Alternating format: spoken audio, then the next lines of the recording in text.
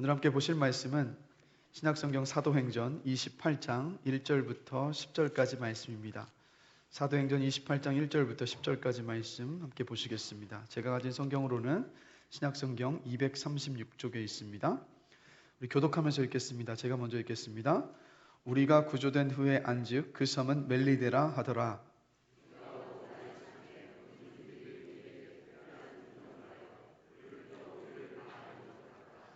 바울이 나무 한 묶음을 거두어 불에 넣으니 뜨거움으로 말미암아 독사가 나와 그 손을 물고 있는지라.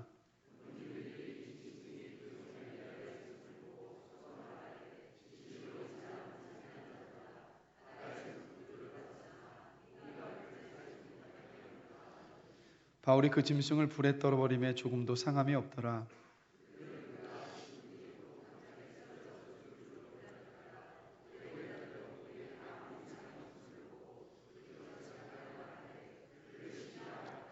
이 섬에서 가장 높은 사람 보블리오라 하는 이가 그 근처에 토지가 있는지라. 그가 우리를 영접하여 사흘이나 친절히 머물게 하더니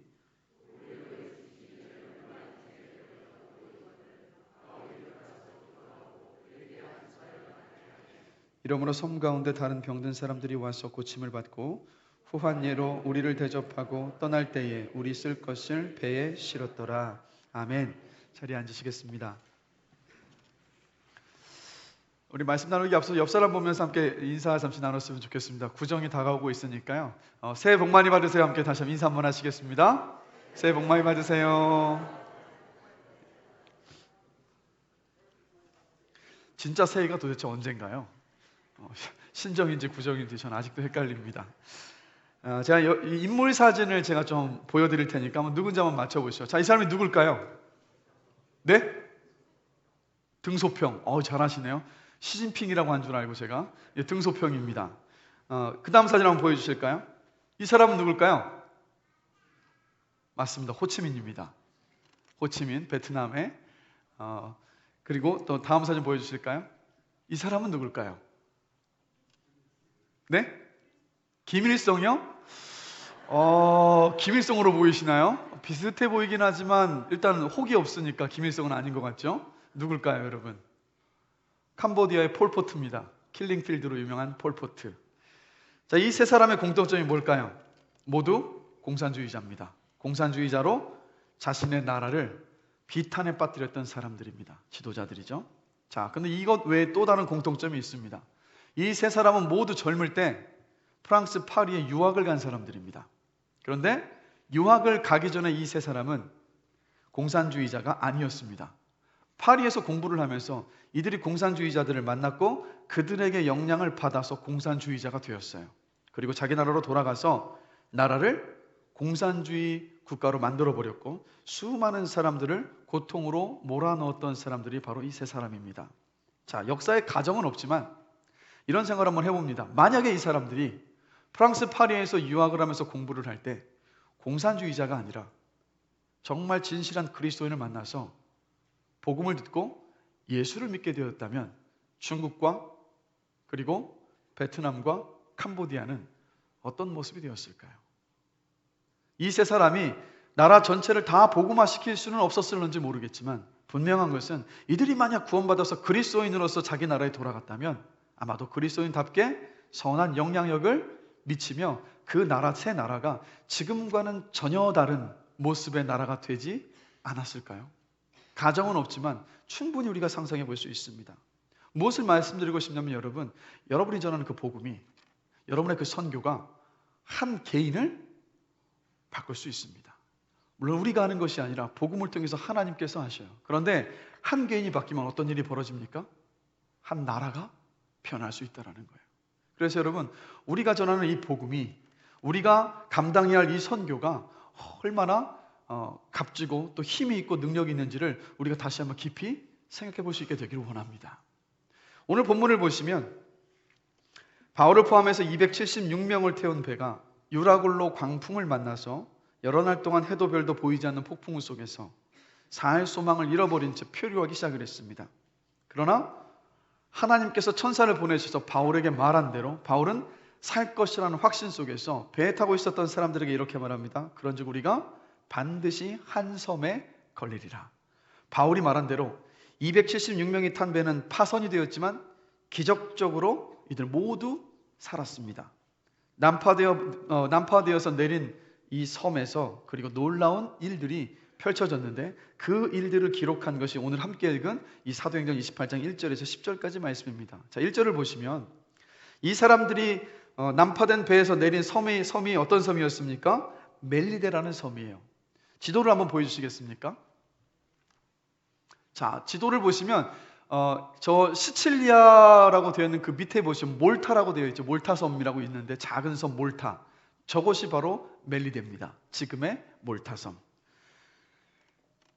하나님은 유라굴로 광풍 속에서 표류하는 듯 보였지만 결국 하나님께서 어디로 이끌어 가셨냐면 바로 멜리데 섬, 몰타 섬으로 이끌어 가셨는데 사실 저 몰타 섬은요.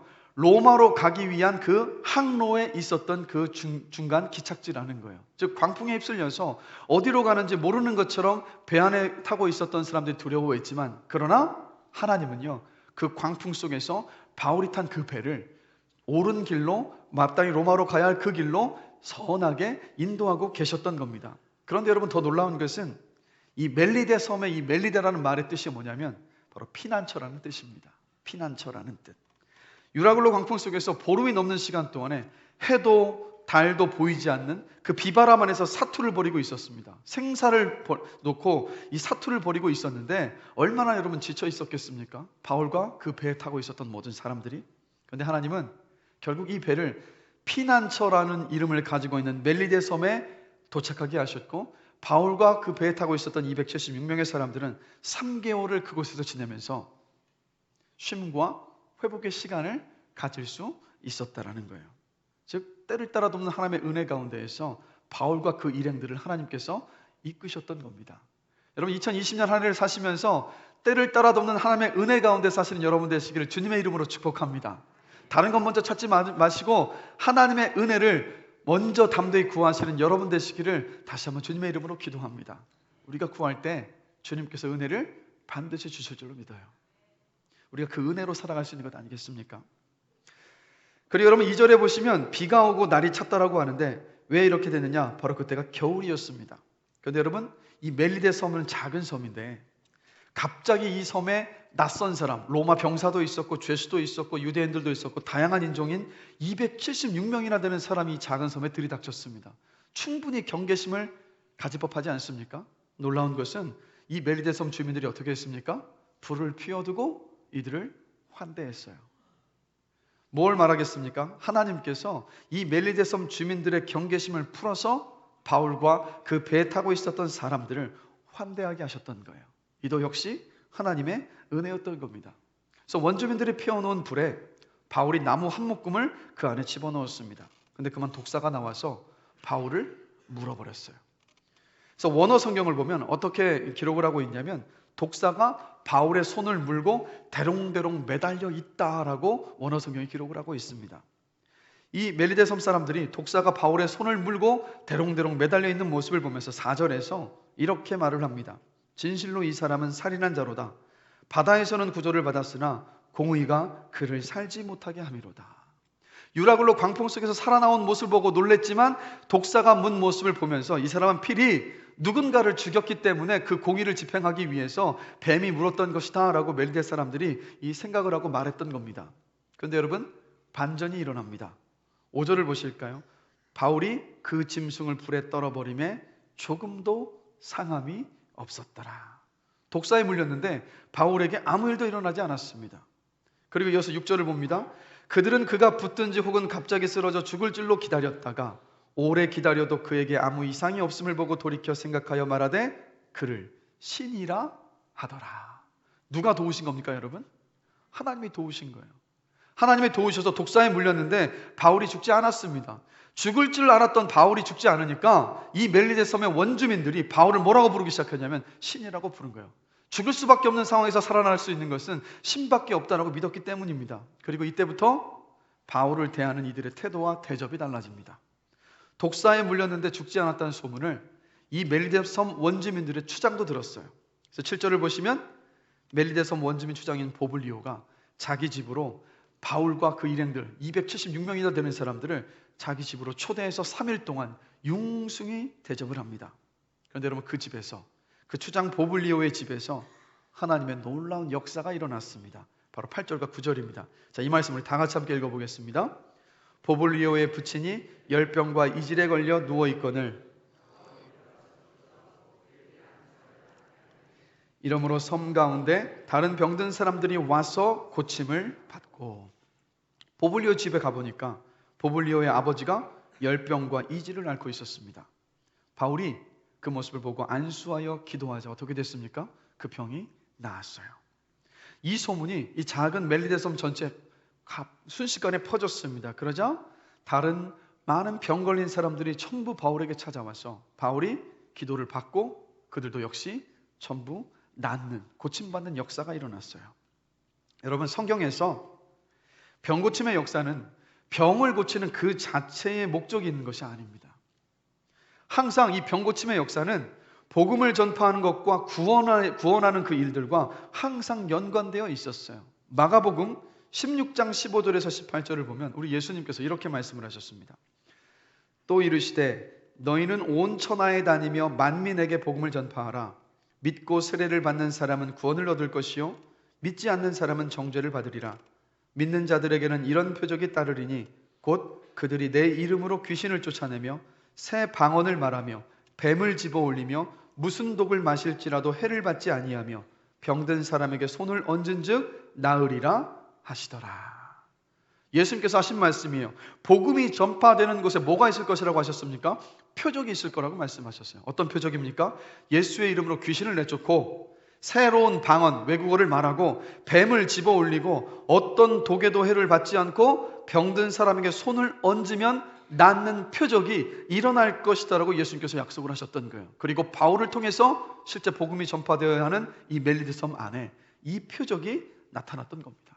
여러분, 지금도 복음이 처음으로 전해지는 곳은요, 사도행전의 기적이 지금도 여전히 펼쳐지고 있습니다. 하나님의 살아계심을 보여주고 있기에. 그런데 여러분, 이것을 아십시오. 우리가 믿음으로 구할 때 그 하나님은 저와 여러분의 삶 가운데에서도 이 놀라운 표적과 기적들을 보여주실 줄로 저는 믿습니다. 그래서 여러분, 믿음으로 기도하셔야 돼요. 그리고 여러분, 9절을 보시면 고침받다라는 단어가 나오죠. 이러므로 섬 가운데 다른 병든 사람들이 와서 고침을 받고 라는 이 표현이 나오는데, 이 고침을 받다라는 표현은 헬라어 원래 단어로 보면요, 육체의 아픈 곳이 나았다라는 뜻만을 가진 단어가 아닙니다.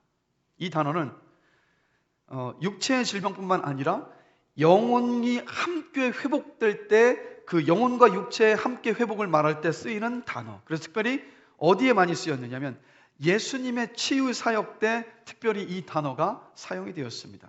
뭘 말하는 거겠습니까?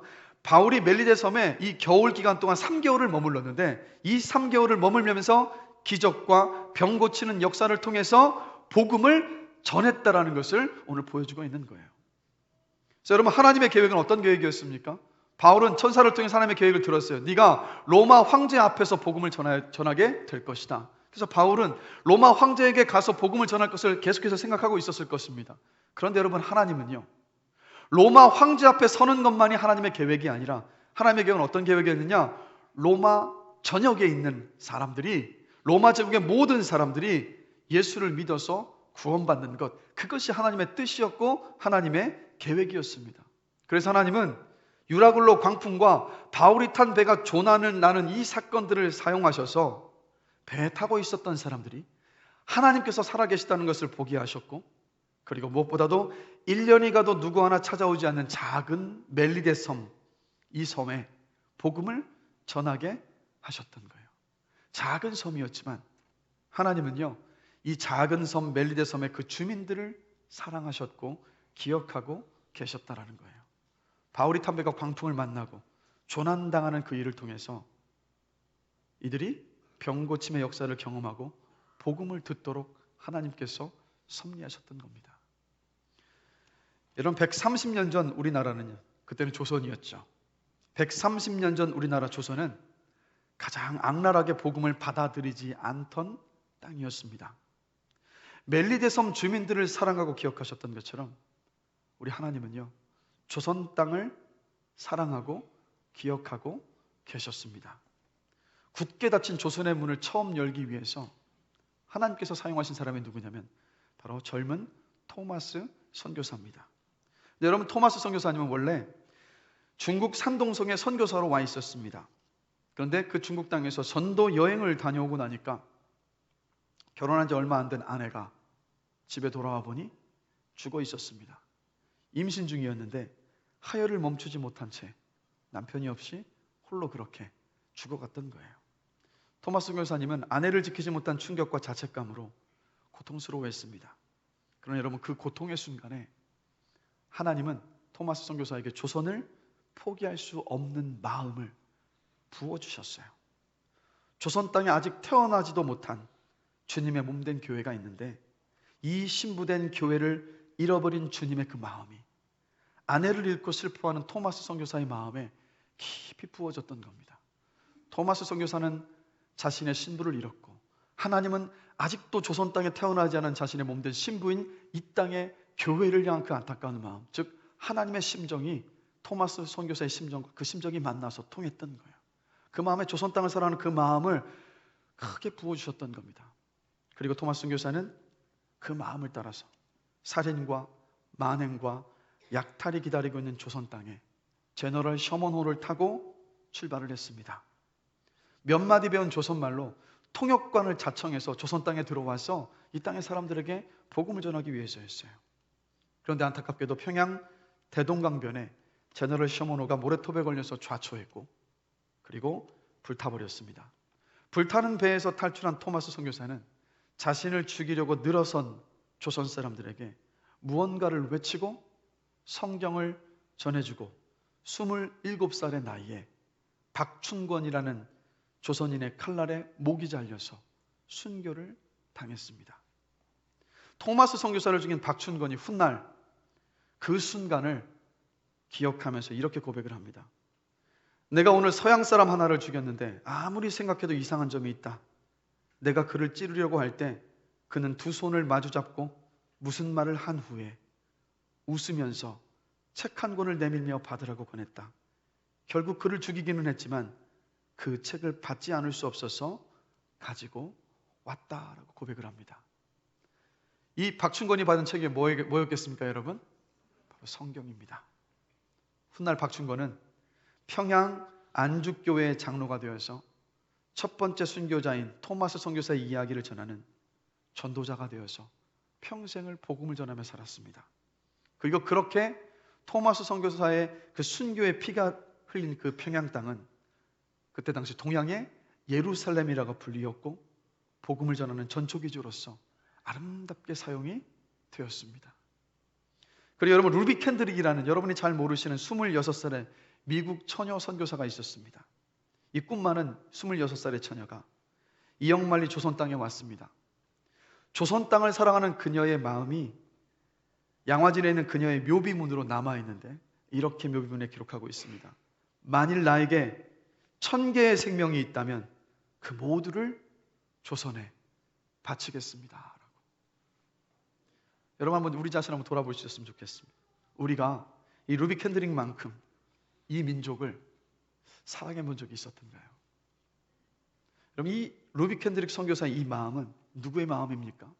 하나님의 마음이었어요. 우리나라를 사랑하셨던 하나님의 마음.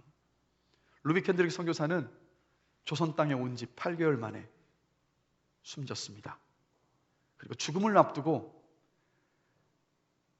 마지막으로 남긴 유언이 뭐였냐면, 만일 내가 이 자리에서 일어나지 못하고 죽게 된다면 나를 파송한 미국의 그 선교단체의 청년들에게 더 많이 조선에 와서 이곳에 복음을 전하게 해주십시오라는 그 유언을 남겼습니다.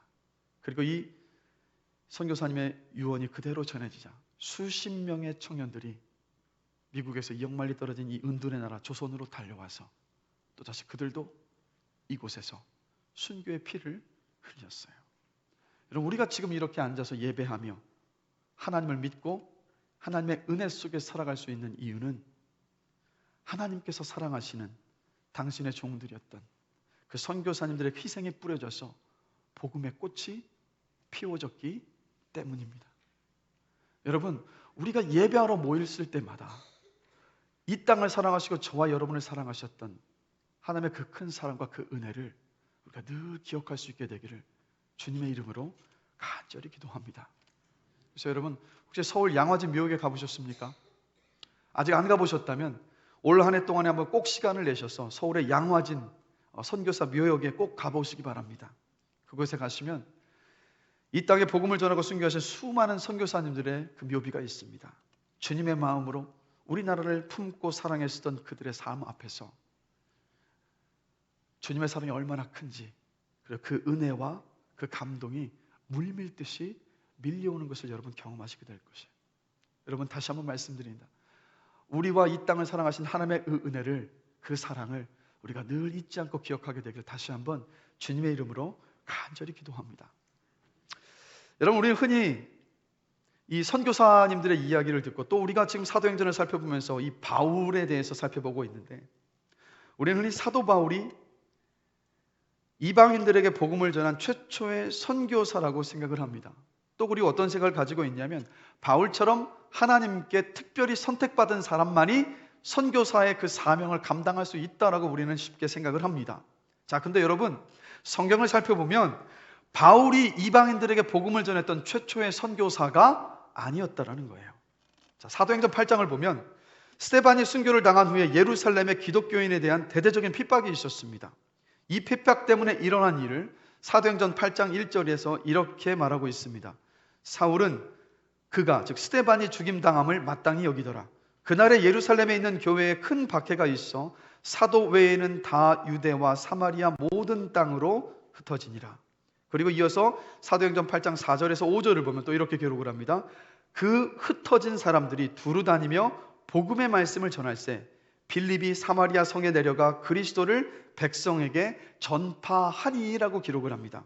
그리고 얼마나 시간이 흘렀는지 모르지만 이 흩어진 사람들이 사도행전 11장 19절에서 20절을 보면 다시 등장을 합니다. 이렇게 기록을 하고 있습니다. 그때에 스데반의 일로 일어난 환란으로 말미암아 흩어진 자들이 베니게와 구브로와 안디옥까지 이르러 유대인에게만 말씀을 전하는데 그 중에 구브로와 구레네 몇 사람이 안디옥에 이르러 헬라인에게도 말하여 주 예수를 전파하니라고 기록을 합니다. 자, 사도행전 8장에 나오는 이 흩어진 사람들과 사도행전 11장에 흩어진 이 사람들, 동일하게 스데반 집사님이 죽고 난 후에 핍박 속에서 흩어졌었던 그 사람들입니다. 그런데 여러분, 이 사람들 모두 흩어져서 이방인들이 살고 있었던 지역이었던 베니게와 구브로와 안디옥의 복음을 전했던 거예요. 즉, 이 흩어진 사람들이 바울보다도 먼저 이방인들에게 복음을 전했었던 선교사들이었던 겁니다. 자, 지도를 다시 한번 보여주실까요? 자, 이 지도를 보시면 여러분이 보시는 쪽에서 이 오른쪽 편이죠. 오른쪽 편에 지금 시리아라고 되어 있는 그 지역 지명들 한번 잘 보시면 바울이 복음을 전한 지역이 어디냐면 시리아와 길리기아와 갈라디아와 아시아와 마게도냐와 그리고 아가야, 이렇게 6개 지역에서 바울이 복음을 전했습니다. 그런데 여러분, 조금 전에 말씀드렸던 흩어진 그리스도인들은요, 저 6개 지역뿐만 아니라 지금 색깔로 되어 있는 모든 지역이 그때 당시 로마 제국의 영토입니다. 그 모든 전 지역에 흩어져서 복음을 전했던 사람들은 누구냐? 바로 흩어진 그리스도인들이었어요. 그래서 사도행전 28장 14절을 보면 바울이 로마에 도착했을 때 바울을 영접하기 위해서 나온 형제들이 있었다라고 기록을 합니다. 이들이 누구냐? 바로 흩어진 그리스도인들이 복음을 전해서 예수를 믿어서 형제가 됐었던 사람들이에요. 그들이 바울이 이 로마로 오고 있다는 소식을 듣고 나와서 바울을 영접했던 겁니다. 그래서 여러분, 로마 제국 전역에 복음이 전해질 수 있었던 것은 특별하게 이방인의 선교사로 선택받은, 부름받은 바울을 통해서만이 아니에요. 이름도 없이 빛도 없이 자신의 일을 하면서 삶의 터전에서 복음을 전했었던 흩어진 그리스도인들을 통해서 로마 제국 전역에 복음이 전해질 수 있었습니다. 여러분, 이것을 기억하셔야 됩니다. 지금도 하나님은 이름도 없이 빛도 없이 복음을 전한 흩어진 사람들처럼 아직도 하나님을 알지 못해 예배하지 못하는 사람들에게 저와 여러분들이 선교사로 복음을 전하기를 원하신다라는 사실이에요. 근데 선교를 말씀드리면 다들 부담스러우시죠? 나보고 지금 해외 선교사로 나가라고 하는 것은 아닌가라는 부담감들을 다들 가지고 계신 것을 압니다. 근데 여러분, 우리 모두가 나가야 하는 것은 아닙니다. 이 자리에 누군가는 성령님의 그 감동 안에서 해외에 나가서 선교사로서 섬기게 될 그런 분들도 계실 것이라고 저는 생각을 해요. 그러나 우리 모두가 나가지 않아도 우리는 이미 선교지에 와 있고, 저와 여러분들 모두는 이미 선교사라는 사실을 아십니까? 그 이유가 있어요. 첫 번째, 우리가 가지 않아도 우리가 선교해야 할 수많은 외국인들이 이미 우리 곁에 있기 때문입니다. 지난주에 인터넷 그 신문 기사 가운데 눈길을 사로잡는 것이 있었는데 바로 이런 제목이었습니다. 귀화 선수 라거나의 토로, 매일 인종차별 메시지를 받는다라는 신문 기사였습니다. 여러분 혹시 라거나라는 선수를 아십니까? 우리나라 국가대표 농구 선수입니다. 근데 흑인이에요. 원래 우리나라 KBL 프로농구에 외국인 용병 선수로 왔다가 한국이 너무 좋아서 2018년에 특별 귀화를 통해서 이중 국적을 취했고, 그래서 우리나라의 국가대표 농구 선수가 되었습니다. 그래서 원래 이 미국 이름이 뭐냐면 리카르도 라틀리프예요. 그런데 한국에 귀화했고 대한민국 사람이 되었으니까 한국 이름을 가져야 되지 않겠습니까? 그래서 자기 영어 이름의 라틀리프의 라자를 자기 성으로 삼은 거예요. 그래서 이 라틀리프가 지금 용인 라시의 시조가 되었습니다. 그리고 이름을 건아라고 지었는데 이게 무슨 뜻이냐면 건강하고 씩씩한 아이, 대한의 건아라는 뜻이에요. 그래서 자기 이름이 라거나입니다. 그래서 여러분 국가대표팀에서 얼마나 성실하게 활약을 하고 있는지 몰라요. 그런데 안타까운 것은 이 라거나의 피부색 때문에 매일 인종차별 메시지를 SNS를 통해서 받고 있다는 거예요. 심지어는요, 자기에게 쏟아지는 그 인종차별 메시지는 참을 수 있고 견딜 수 있는데 최근에는 자기 아내에게까지 이 인종차별 메시지가 매일 날라든다는 거예요. 너무 안타깝고 힘이 들어서 언론과의 인터뷰에서 라거나가 그래서 고백했던 겁니다. 자, 여러분, 우리나라 사람들도요, 해외에 나가면 특별히 이 서양 사람들이 있는 유럽이라든가 심지어는 북아메리카, 남아메리카에 가면 인종차별을 당합니다. 그래서 아시아 사람들이 인종차별할 때 어떻게 합니까? 눈에 손을 얹고 눈을 쫙 찢어서 그렇게 인종차별을 하지 않습니까? 그래서 그런 소식을 들을 때마다, 그리고 우리가 그런 일을 당할 때마다 우리는 어떻게 합니까? 분개하죠. 그런데 아이러니한 것은 여러분, 우리가 그렇게 인종차별을 당했을 때 분개할 때 우리는 우리나라에 와 있는 외국인들을 우리가 인종차별하고 있다는 거예요. 여러분들은 길거리에서 마주치는 그 외국인들을 어떤 시선으로 바라보시고 어떻게 대하고 계십니까? 여러분, 우리의 시각이 바뀌어야 합니다. 우리가 해외에 나가지 못하니까 하나님께서 도리어 우리에게 복음을 전하라고, 선교의 사명을 감당하라고 그들을 우리 곁에 보내주신 것 아니겠습니까? 그래서 우리가 살고 있는 이곳이 바로 이 선교지라는 거예요. 자, 여러분, 이 외국인들 모두는 우리나라에서 약자의 위치에 있기 때문에요, 자기 나라에 있는 한국인 선교사들에게 마음을 여는 것보다 우리나라에서 저와 여러분들이 한국인이 베푸는 호의에 더 쉽게 마음을 연다라는 사실을 아셔야 돼요. 무엇을 말합니까? 우리가 주님의 시선으로 우리나라 사람을 대하듯 우리가 복음을 전해야 하고 하나님께서 사랑하시는 사람이라는 그 관점으로 우리나라에 함께 우리가 맞대어서 살고 있는 그 외국인들을 대할 때, 섬김과 사랑으로 그들을 대할 때, 그리고 그 안에서 우리가 복음을 전할 때 그들이 예수를 믿고 구원받는 놀라운 일들이 있을 수 있다는 거예요.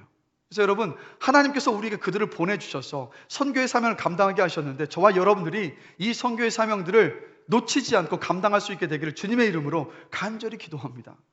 그래서 제가 아는 그 경희대학교의 한 교수님은요, 자기 외국인 제자들이 박사학위를 받고 자기 나라로 돌아가는 모습을 보고 기뻐하셨는데 어느 순간에 보니까, 야, 이렇게 의식이 있고 깨어있는 사람들이 우리나라에까지 와서 공부를 하러 왔는데 이들에게 복음을 전하고 이들이 나라에 돌아가면 이들이 얼마나 선한 영향을 끼칠까, 그 마음에 어느덧 덜컥 오셨다는 거예요. 그래서 지금 이 교수님 어떻게 하고 계시냐면 외국인 제자들을 모아놓으시고 그들을 먹이고 그들을 섬기고 또 그들에게 복음을 전하는 일들을 감당하고 계시다는 거예요.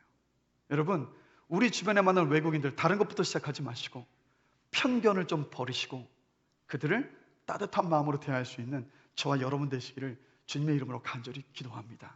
그것으로부터 시작이 됩니다. 두 번째로 여러분, 여러분들이 있는 자리가, 여러분이 있는 그 모든 삶의 자리에서 여러분 모두는 선교사라는 사실.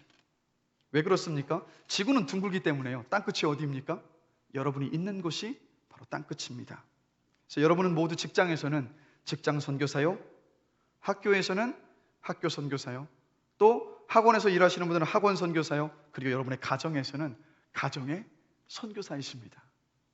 우리 옆 사람 보시면서 함께 이렇게 한번 좀 권면하면서 좀 축복하면서 함께 인사를 했으면 좋겠습니다. 우리는 선교사입니다. 다시 한번요. 우리는 선교사입니다. 자, 여러분, 제가 바라는 것은 또 주님의 마음은 어떤 것이냐면, 여러분이 계시는 그 선교사로서 여러분이 계시는 그 삶의 자리에서 정직함과 진실함으로, 그리고 희생과 섬김으로, 또 예수님의 사랑을 삶으로 전하는 그 선교사의 사명들을 잘 이루어 나가시길 주님의 이름으로 축복합니다. 주님께서 그 모습을 기뻐하신다는 거예요. 그리고 마지막으로 제가 함께 나누고 싶은 것은 무엇이냐면, 여러분, 선교의 동력이 무엇일까요?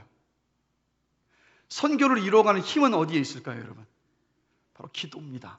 왜냐하면 선교는 하나님께서 하시는 일이기 때문에 우리가 기도할 때 우리의 기도를 통해서 하나님께서 일하시기 때문입니다.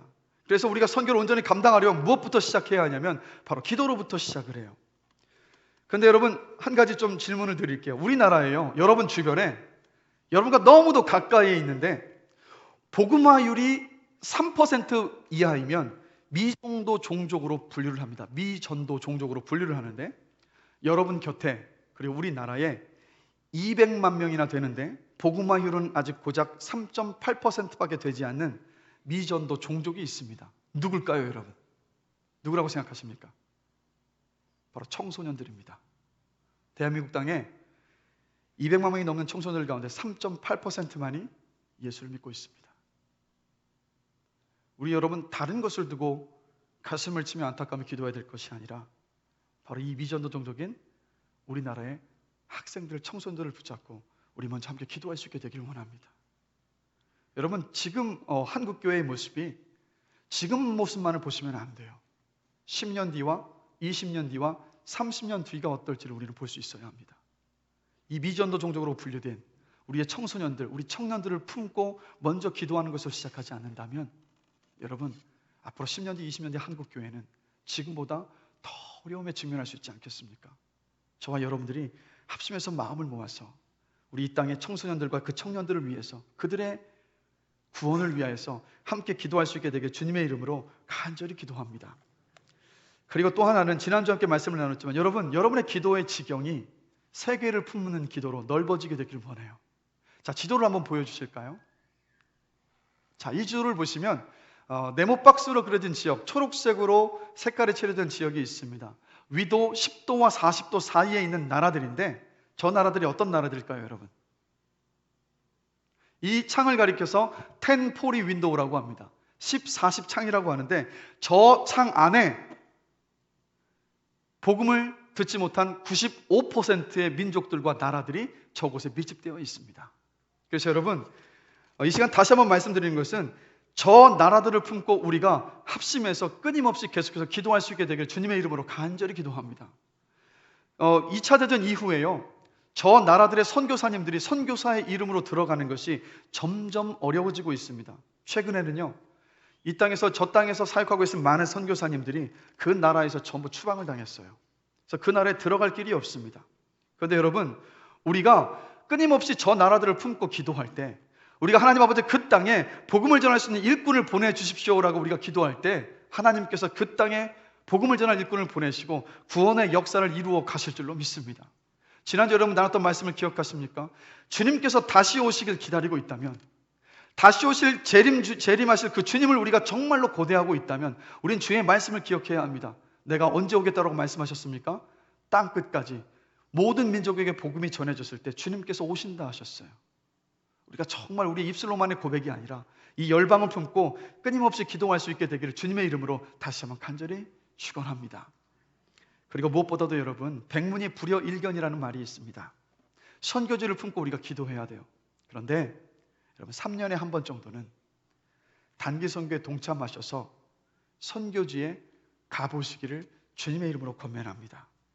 가보시면 선교지를 향한 주님의 마음과 하나님께서 그곳에서 어떻게 일하시는지를 여러분이 몸소 체험하시게 될 거예요. 그리고 무엇보다도 인생의 사명을 발견하시고 가슴 뛰게 되실 겁니다.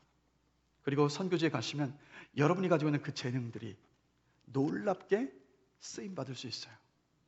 작년에 그 비전 트립을 갔을 때 우리 이 자리에서 함께 예배드리고 있는 우리 이예수 권사님께서 오카리나를 연주하시는데 그곳 현지에서 통역하시는 분의 도움을 받아서 아이들에게 오카리나를 가르치셨습니다.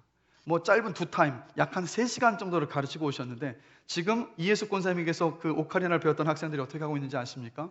여전히 그 오카리나를 손에 들고 있고 예배 때 그 오카리나로 찬양으로 하나님께 영광 돌리고 있다는 거예요.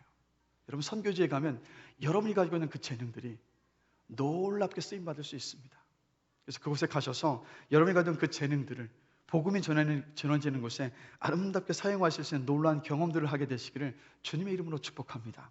그리고 무엇보다도 나이 어린 자녀들이 있으시다면 그 자녀들과 함께 단기 선교지에 한번 가보십시오. 여러분 우리 자녀들은요 이 좁디 좁은 대한민국 땅에서 이 땅에서의 성공을 위해서 하나님께서 부르신 자녀들이 아닙니다. 열방을 품고 세상에 나가서 하나님의 영광을 나타내고 복음을 전하는 사명을 감당하라고 저와 여러분의 자녀를 보내주신 줄로 믿습니다. 그래서 자녀들이 선교지에 가서 그 선교 현장에 가서 보게 되면 하나님께서 나를 왜 불러주셨는지 인생의 꿈과 비전을 발견해 될 것으로 저는 확신해요. 그래서 여러분 자녀들에게 권면하시고 여러분들이 손을 붙잡고 자녀들과 함께 단기 선교지로 가셔서 여러분 3년에 한 번 정도는 가실 수 있지 않겠습니까? 여러분 한 번 여름 휴가를 가시더라도 몇백만 원을 들이셔서 휴가를 가시는데 3년에 한 번만큼은 꼭 선교지에 가셔서 하나님의 일하심을 보고 여러분들도 그 선교의 현장에 동참하시게 되시기를 다시 한번 주님의 이름으로 권면합니다. 그래서 여러분 우리가 주님 앞에 서는 그 순간까지 이 선교의 사명을 넉넉히 감당하다가 주 앞에 설 수 있게 되기를 원해요. 그럼 말씀을 마무리하겠습니다. 구약성경 창세기를 보면 요셉이라는 사람이 있습니다. 아시는 분도 계시고 모르시는 분도 계시겠죠? 요셉은 어떤 사람이었습니까? 부잣집 막내 아들로 아버지의 사랑을 독차지하며 자라났던 막내 아들이었습니다. 그런데 형들의 시기로 당시의 강대국이었던 이집트의 노예로 팔려갔습니다. 그리고 그곳에서 군대 장관 보디발의 집에 집사로 잘 살아가는 듯 보였습니다. 그러나 억울한 누명을 뒤집어쓰고 감옥에서 옥살이를 해야 했습니다. 그런데 그 감옥살이가 끝이 나고 대제국 이집트의 총리가 됩니다. 그래서 흔히 우리는 이 요셉의 이야기를 보면서 이집트의 총리가 된 그 순간이 요셉 인생의 절정이라고 생각을 합니다. 그래서 많은 사람들이 믿음으로 살아가면 요셉과 같이 성공할 수 있다라는 메시지를 참 많이 들었습니다. 그런데 여러분 이것을 아셔야 합니다. 성경은 성공 스토리를 소개하기 위해서 쓴 책이 아닙니다. 요셉 삶의 또 요셉 이야기의 클라이맥스는 언제냐? 그가 총리가 됐을 때가 요셉 인생의 클라이맥스가 아니라 요셉이 자신을 팔아 이집트로 보냈었던 형들을 만나서 하나님의 계획을 깨달았었던 그 순간이 요셉의 인생의 클라이맥스예요. 창세기 45장 5절입니다. 우리 함께 한번 읽어보겠습니다. 당신들이 나를 이곳에 팔았다고 해서 근심하지 마소서. 생명을 구원하시려고 나를 당신들보다 먼저 보내셨나이다. 이때가 요셉 인생의 클라이맥스였습니다. 하나님이 이 생명을 구원하시기 위해서 나를 이집트 땅에 보내셨구나라는 것을 깨달았을 그때. 제가 간절히 원하는 것은 여러분, 저와 여러분들도 요셉과 같이 하나님께서 나에게 이 인생을 허락하시고 이 일터를 허락하시고 나에게 이 삶을 주셔서 생명을 구원하시기 위해서 지금까지 인도하여 오셨구나라고 요셉과 같이 고백할 수 있는 그 날이 오게 되기를 주님의 이름으로 간절히 축원합니다. 여러분 저와 여러분을 구원하시고 삶의 자리와 가정을 허락해 주셨던 이유와 목적은 어디에 있는지 아십니까? 생명을 구원하기 위해서 저와 여러분을 구원하셨고 저와 여러분들을 불러주셨습니다. 그래서 여러분 저와 여러분의 사명은 무엇입니까? 땅끝까지 복음을 전하는 것. 그것이 저와 여러분의 사명이에요. 누가 주신 사명입니까? 하나님께서 주신 사명입니다. 여러분 이것을 아셔야 돼요. 사명이 있는 사람, 인생의 목적이 있는 사람은요 그 삶에서 지치지 않습니다. 그 사명과 목적을 향해서 힘있게 그 인생을 살아나갈 수 있습니다. 그래서 여러분, 어떤 자리에 있든 어떤 직업이든 상관이 없습니다. 여러분의 모든 삶의 자리에서 하나님은 여러분의 그 삶을 통하여서 복음을 전하는 이 선교의 사명을 감당해 나가기를 원하신다는 것. 그래서 제가 간절히 원하는 것은 가을철에 농부의 이 목을 시원하게 해드리는 그 얼음 냉수처럼 저와 여러분들이 하나님의 마음을 시원하게 해드릴 수 있는 아름답고 복된 삶이 되기를 주님의 이름으로 축복합니다. 그래서 여러분, 우리에게 주신 그 선교의 사명을 잊지 마시고 이 선교의 사명을 끝까지 감당하시는 저와 여러분 되시기를 다시 한번 주님의 이름으로 축복합니다. 우리 이 시간 들었던 말씀, 특별히 그 선교의 사명을 한번 생각하시면서 또 그리고 이 땅에 하나님께서 보내주셨던 수많은 선교사님들 그리고 그들의 순교의 피, 헌신과 수고를 한번 생각하시면서 우리 함께 찬양하기를 원합니다. 오랜만에 부르는 찬양인 것 같아요. 우리 물이 바다 덮음같이 함께 찬양하시겠습니다.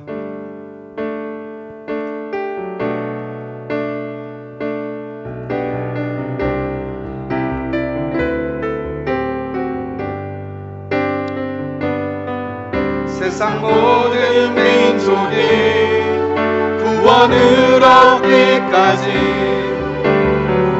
쉬지 않으시는 하나님,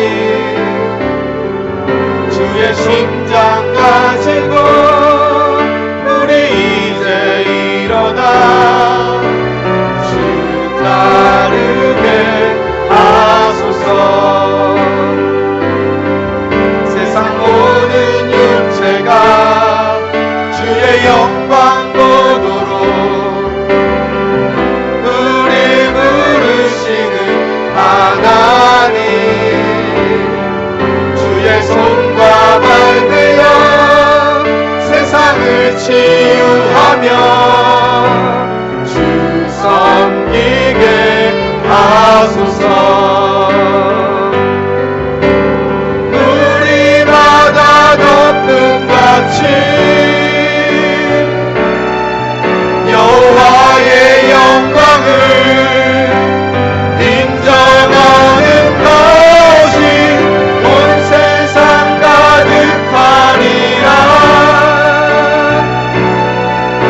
우리 바다 덮음같이, 우리 바다 덮음같이, 우리 바다 덮음같이 보리라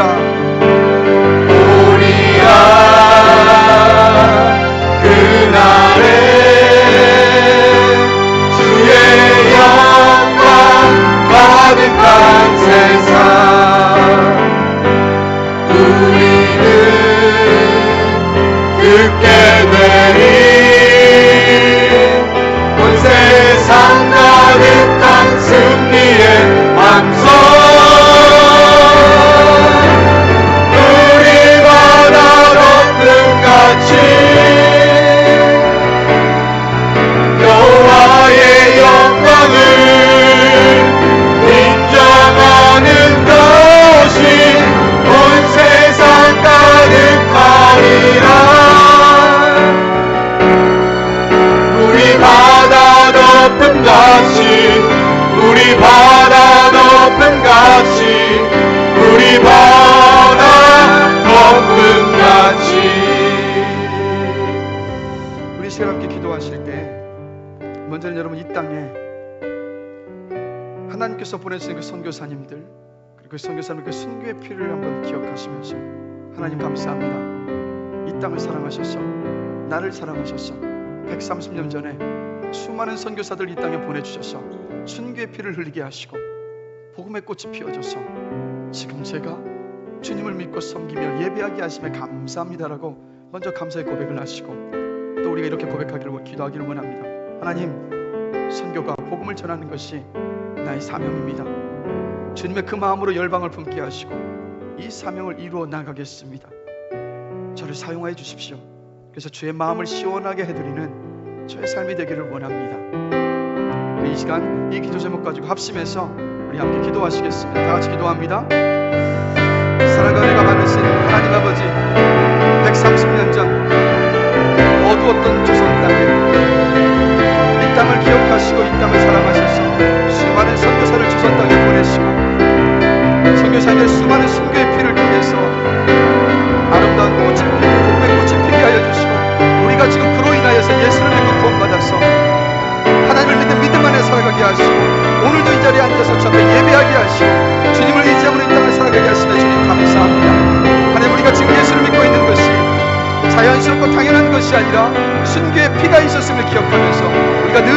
감사함으로 이 땅을 살아가겠습니다. 그리고 무엇보다도 하나님 아버지, 하나님의 그 선교가 나의 사명을 앞에 고백하며 기억합니다. 주님의 마음으로 열방을 붙게 하여 주시고 이 사명을 이루어가는 우리의 인생이 되어주기를 원합니다.